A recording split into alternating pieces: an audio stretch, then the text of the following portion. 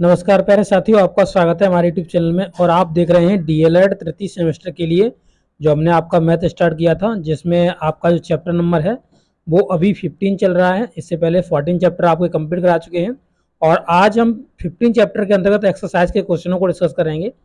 और यहाँ पर ये वीडियो नंबर है वो आपका 6 होने वाला है। तो चलिए चलते हैं, वीडियो को स्टार्ट करते हैं। इससे पहले कि अगर आपने वीडियो नहीं देखे हैं तो आप जाकर के उनको जरूर देख लीजिएगा, ताकि आपके जो कॉन्सेप्ट हैं वो आपके क्लियर हो पाए। तो चलिए चलते हैं।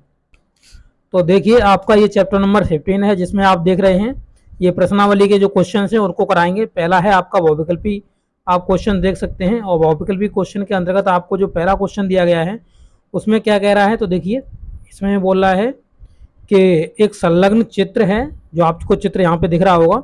चित्र है, इसमें वृत्त का केंद्र O है और कोण POQ। तो POQ की यानी PO और Q, इसकी बात कर रहा है। एंगल इसकी बात कर रहा है POQ का मान ज्ञात करिए। तो ये आपको एंगल बताना है। इसमें आपको एक एंगल दे दिया है, जो आपको ये एंगल दिख रहा होगा PRQ। ये कितना दिया आपको? 30 दे दिया है, यानी 30 अंश का आपको एंगल दे दिया है। और ऐसी सिचुएशंस में हमने आपको बताया था कि कौन सी वाली आपकी थ्योरम लगेगी। तो अब यहाँ पर आपकी जो थ्योरम है वो आपकी काम में आएंगी। तो आपने पहले के थ्योरम बारे क्लास नहीं देखे तो आप जरूर देख लीजिएगा, क्योंकि अब आपके लिए बहुत ही कारगर सिद्ध होंगी जो थ्योरम हमने आपको बताई थी। तो यहाँ पर ये केंद्र O है और यहाँ पर आपका P है, ये आपका R है और ये आपका Q है। तो यहाँ पर जो ये दे दिया आपको एंगल कितना दे दिया, ये 30 दे दिया है। और यहाँ पर एक आप देख सकते हैं, यहाँ पे जो थ्योरम लग रही है वो लग रही है परिधि पर बना कोण केंद्र पर बने कोण का आधा होता है। और जो केंद्र पर कोण बनता है वो परिधि पर बने कोण का 2 गुना होता है। तो यानी कि इसका 2 गुना कितना हो जाएगा? O हो जाएगा। तो यानी 60 अंश का एंगल हो जाएगा। अब इसे लिखोगे कैसे? तो यहाँ पर मैंने क्या करा है, मैंने लिख के आपको समझाया है। ये बहुविकल्पी क्वेश्चन है, फिर भी मैंने लिखा है, पर आपको पेपर में नहीं लिखना है कतई। उसमें केवल लिख देना है कि इसका 30 आंसर आएगा, बस इतना ही लिख दीजिए। 30 आएगा, 60 आएगा, 45 आएगा, जो भी आएगा उसमें लिख करके टिक मार दी सही का, बस। उसमें आगे आपको कुछ भी नहीं करना, लिखना कुछ नहीं। मैंने आपको यहाँ पे लिखना इसलिए समझाया हुआ है कि आप लिखने की आपकी है जो आपकी प्रैक्टिस हो जाएगी और आप लिखना सीख जाएंगे किस तरीके से क्वेश्चन को हमें लिखना होता है। तो देखिए सॉल्यूशन में हमने यहाँ पे लिखा हुआ है कि दिया गया है चित्र में हमें कोण PRQ जो देता है एंगल, वो हमें पहले लिख देना चाहिए, जो कि परिधि पर बना है। कहां पर बना है? ये वृत्त की परिधि पर कोण बना हुआ है। निकालना क्या है? तो हमको POQ कोण को हमको निकालना है। अब यहां पर हम देखेंगे तो POQ यानी POQ इस जो केंद्र पर बने कोण की अगर हम बात करें तो वो 2 गुना होता है परिधि पर बने कोण का। तो यहाँ पर आप देख सकते हैं PRQ परिधि पर बना हुआ है और जो POQ है वो आपका केंद्र पर बना हुआ है। तो केंद्र पर बने कोण का, केंद्र पर जो बना कोण होगा वो परिधि पर बने कोण का 2 गुना होगा। क्योंकि लिखा है, क्योंकि केंद्र पर बना कोण परिधि पर बने कोण का 2 गुना होता है। ये जो आपकी प्रमेय है वो मैंने आपको पहली ही प्रमेय आपको कराई है।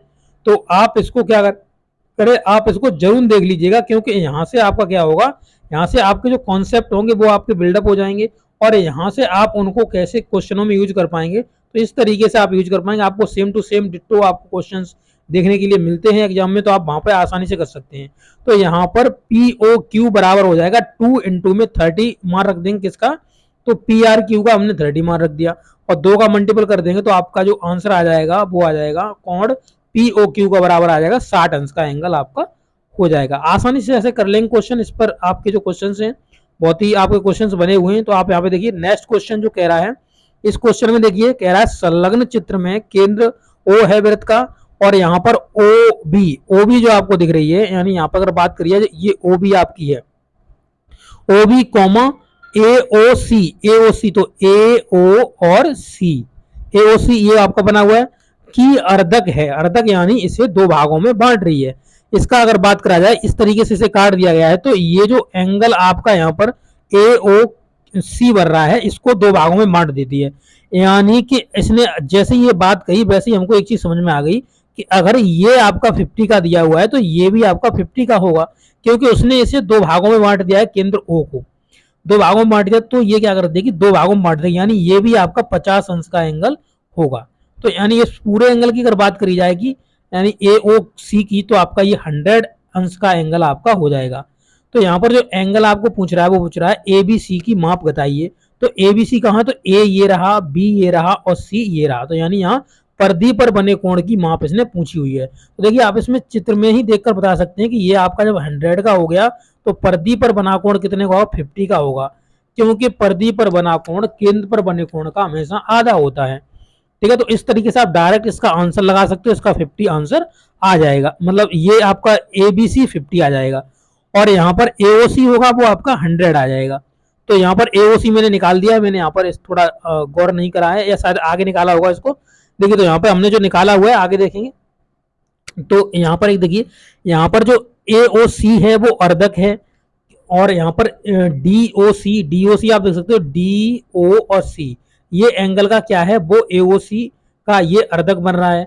और इसमें अगर इसका डबल करोगे ये 50 अंश का हो गया, तो यहाँ पर ये आपका कोण DOC आपका दिया 50 अंश का, तो यहाँ पर AOC होगा वो 2 गुना हो जाएगा DOC का, क्योंकि ये अर्धक कर रहा था इसलिए। तो यहाँ पर AOC की वैल्यू निकालोगे तो आपकी 100 हो जाएगी। अब यहाँ पर जब आप B की वैल्यू निकालने जाओगे तो ये 100 का आधा हो जाएगा, क्योंकि परिधि पर बना कोण केंद्र पर बने कोण का आधा होता है। तो वो चीज हमने इसमें जरूर निकाली होगी। तो देख सकते हैं यहाँ पे कोण ABC जो हमने है वो आपका निकाला हुआ है, ABC। तो यहाँ पर जो ABC की बात कर रहा है, यहाँ पे जो ऊपर की साइड पे आपका एंगल है ये आपका B एंगल है, तो यहाँ पर यही एंगल निकलवाया है। तो देखिए यहाँ पर ABC आपका हो जाएगा आधा कोण AOC का, यानी AOC का आधा हो जाएगा, जो केंद्र पर बना कोण है उसका आधा हो जाएगा। तो क्योंकि केंद्र पर बना कोण परिधि पर बने कोण का कैसा होता है, वो दोगुना होता है, इसलिए हम इसे क्या कर देंगे, आधा कर देंगे, या इसकी जो यही प्रमेय होती है उसे लिखते हैं हम, परिधि पर बना कोण केंद्र पर बने कोण का आधा होता है। तो ABC आपका आधा हो जाएगा AOC का, तो AOC आपका 100 दिया हुआ है, तो 100 में अब जब भाग लगाएंगे आप 2 से तो आपका 50 आ जाएगा, यानी ABC आपका जो आंसर आ जाएगा वो आपका 50 आ जाएगा। तो इस तरीके से आप देख रहे हो कि जो प्रमेय हैं वो आपकी किस तरीके से काम में आ रही हैं, और किस तरीके से ये आपके क्वेश्चनों को आसान बना रही हैं।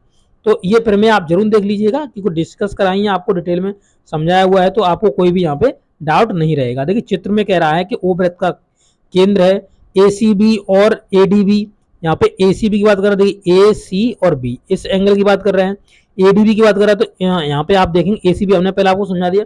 अब यहाँ पे ADB आपको ये एंगल दिख रहा है, ये एंगल जो है ये आपके एंगल बने हुए हैं, जो वृत्त के केंद्र O आप दिख रहा है इसमें, और यहाँ पर जो एंगल परिधि पर बने हुए हैं वो आपके ये दोनों बने हुए हैं। तथा DAB, अब DAB की बात करिए तो यहाँ पे देखिए जो DAB इसने ये दे दिया है DAB, तो ये आपका कितना है, 70 अंश का आपका एंगल दे दिया है, आप देख सकते हो DAB आपको दे दिया है। और आपको एक और एंगल दिया हुआ है, उस एंगल का नाम है देखिए यहाँ पे और एंगल ABD। तो ABD देखिए यहाँ पे A ये रहा, B A रहा, और D ये रहा, ये D रहा, तो आपका ये 30 अंश का एंगल दे दिया है। यहाँ पे ये आपका एंगल दिख रहा है, ये आपका 30 अंश का एंगल दे दिया है।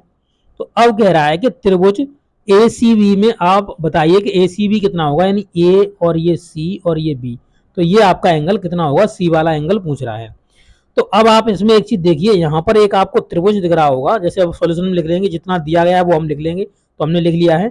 यहाँ पर एक ये ट्रायंगल देखिए आप, इस तरीके से आपका जो बना हुआ है, इस तरीके से बना हुआ, देखिए इसमें 2 एंगल दिए हुए हैं, ये 70 अंश का दिया हुआ है, ये 30 अंश का दिया हुआ है।